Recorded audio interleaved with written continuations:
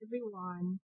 So, for today's video, pag-usapan natin yung ginagawang tinatawag na 1601C o ito yung pagre-report na kung meron kayong empleyado and you are reporting for their compensation, kaya nag-withhold kayo or hindi, you have to fill out the form. You have to report it sa BIR. Ang mangyayari pag i-claim mo yung salary sa empleyado mo as expenses sa libro mo, hindi to ma-allow as a deductions kung wala kang nire-report na 1601C. Kung ang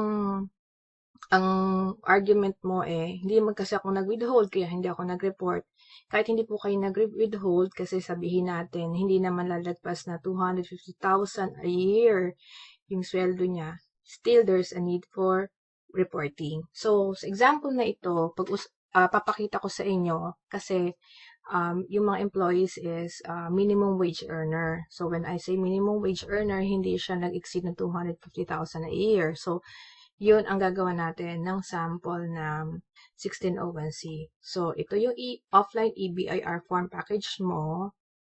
And then, punta ka sa 1601C, okay? Version 2018. Ito yung pipindutin mo, yung merong new. Alright? Tapos, i-fill out mo yan. So, dito, makikita mo auto-populated siya. Okay? So, ang gagamitin natin dito yung month of July. Okay? So, sa month of July, isa rin suggestion, syempre, meron kang working paper, okay, na may empleyado ka, may teen, importante may teen. Tapos, identify mo kung minimum wage earner sila or hindi. Very important yan. Tapos, yung basic pay, overtime, holiday pay, night shift differential, 13th month, de minimis, tas total compensation. Yung mga number sa taas, nagre-represent siya nung number sa form para hindi ka mahirapan sa paglagay ng total doon. Tapos dito sa sumunod dyan, yung mga SS, PhilHealth na dinadak doon sa pay ng empleyado. Tapos, normal pinifill upan to pag hindi sila non-minimum wage earner. Mapapakita ko later. Tapos, computing din yung minimum wage, statutory minimum wage, the holiday, overtime night shift, hazard ng minimum wage earner, tapos yan, total mandatory contributions, non-taxable compensation, taxable compensation. Ito yung pag below talaga ng 250, dito siya malalagay. Ito naman, pag hindi sila minimum wage earner or nag-exceed ng 250,000 yung kanilang annual salary. Okay? So, ito naman taxable compensation but not subject to withholding tax, net taxable compensation, withholding tax, net pay. Okay? So, dapat mayroon kayong some sort of ganitong format. Tapos, next is, for July, ang ginagawa ko dito, dapat may summary ka rin sa ilalim, ang pangalan ng employee, tapos yung team, para bang ibangga mo yung dito, yung sa items 15, 16, 19, 21, 22.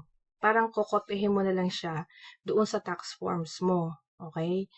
Hindi yung sa tax forms doon mo pala aalamin. So, mas magandang meron ka ng working paper. And sa working paper mo, at the end of the day, dapat lagi siyang walang variance.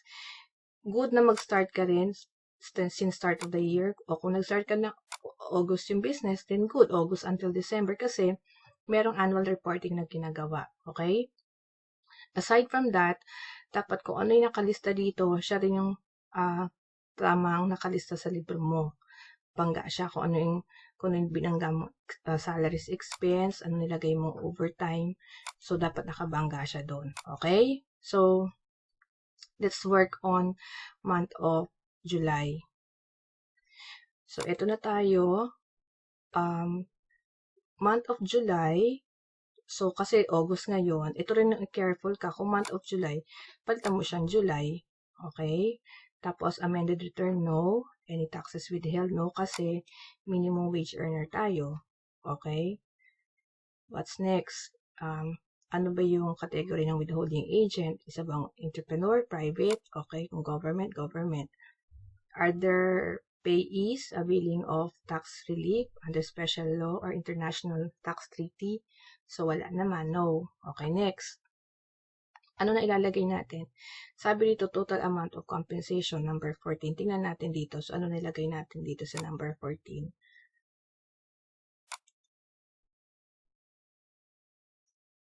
Ang number 14 kasi, ito yon. Ang number 14, kung July ito, 45,943. Diba? 45,943. So, ito yon, yung 45,943. So, dagay natin dito. 45,943. Okay? Number 15, sabi niya rito, less taxable exempt compensation. Statutory minimum wage for minimum wage earner, MWEs. Di ba meron tayo sa number 15? Kasi yung mga employees, minimum wage earner, MWEs. Ito yon. So, 31,610. 31,610. Okay? Tapos, ano yung number 16? Number 16 is 14,333.42. 14,333. 14,333.42. Okay? So, may difference na 42. So, ang gagawin na lang natin, tanggalin na lang natin yung 42 dito. Ayan. So, walang difference. Siyempre, wala pa tayong, 17, wala pang 13th month pay. So, wala rin silang de minimis. 19. SS, GSIS, PhilHealth, HTMF, mandatory contributions, and union dues. Employee share only. Actually, for minimum wage earner, may dalawa kang option. Either, itong statutory minimum wage, diba? Yung share nila, kinukuha yon.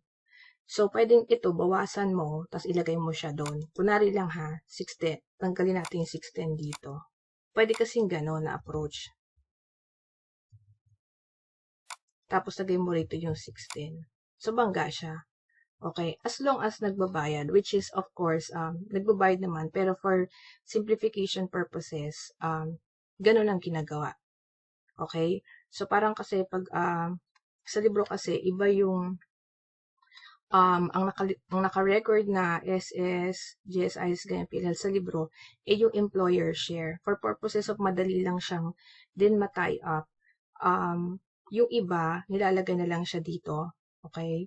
So, ang nilalagay, kasi ito employee share to, hindi naman to employer share eh. Okay? Pero at the end of the day, kasi yun naman ang withholdan mo. Pwede mo ihiwalay, pwede mo rin isama na dito. This is for minimum wage earner. And this is how we do it. Okay? So, I'm just giving suggestion. So, since minimum wage earner siya, wala siyang mga taxes i-withhold. Okay? May ibang video ng pag merong i-withhold. Okay, this is a very simplified approach. And make sure that you pay on, pag July siya, for payment of 1601C, always payment falls on, or not only payment po, pero submission falls on the 10th day of the following month. Okay, yun po ang deadline nito. Alright, this is a very simplified approach. Once this is good, okay, ano importante? Dapat meron kayong worksheet, katulad ng ganito. So, may separate discussion pa yung for annual. And, after that, you click next. Okay, importante yung click next. And then, save. Okay. Huwag nyo pipindutin yung validate. Unahin nyo munang save bago nyo i-validate. Okay, validation successful.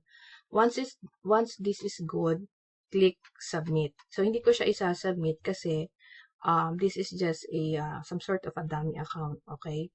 I'll show a proper way. Okay. Once you're done with it, na click submit niyo po siya. Pero prior to clicking submit, ang suggestion ko, mag-save kayo ng copy nito. Okay, ang example ng copy nito would be like this one, na sinisave nyo siya sa Word. Example, ito po yan.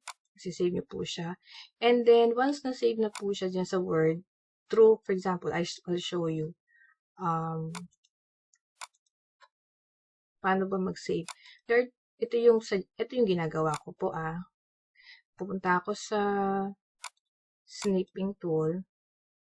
Kukunin ko yung snipping tool. Kung hindi po kayo familiar, pwede ang dito hanapin yung snipping tool sa, call this, dito sa,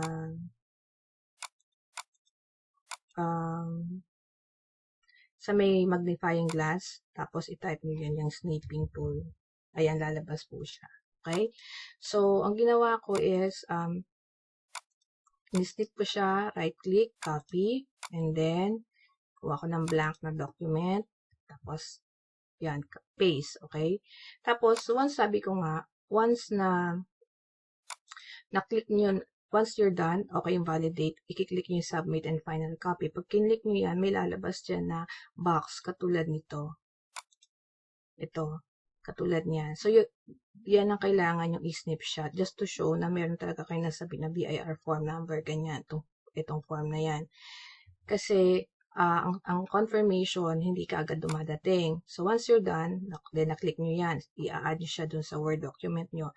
Ang next na matatanggap sa nominated email ad nyo is yung na-receive na, kino-confirm ng BIR na na-receive niya. So, kailangan nyo rin i-click to. Is another to na, to show na na-receive nyo siya at part po ng confirmation. Okay? So, ganun at ganun. That's the process of documentation, yung mga na-receive nyo pong tax forms or rather na-submit nyo. Okay? If there's a payment, okay, using the same document, screenshot nyo yung payment nyo, i-add nyo dito yung payment support. Okay? Put payment support. Kung meron. Kung wala, wala po. And then save it. Ayusin nyo rin yung file nyo na madali rin siyang mahanap. Alright? So, just a reminder for this tax form, ang deadline nito would be, pag 1601C is every 10th day of the following month. Alright? Okay, thank you.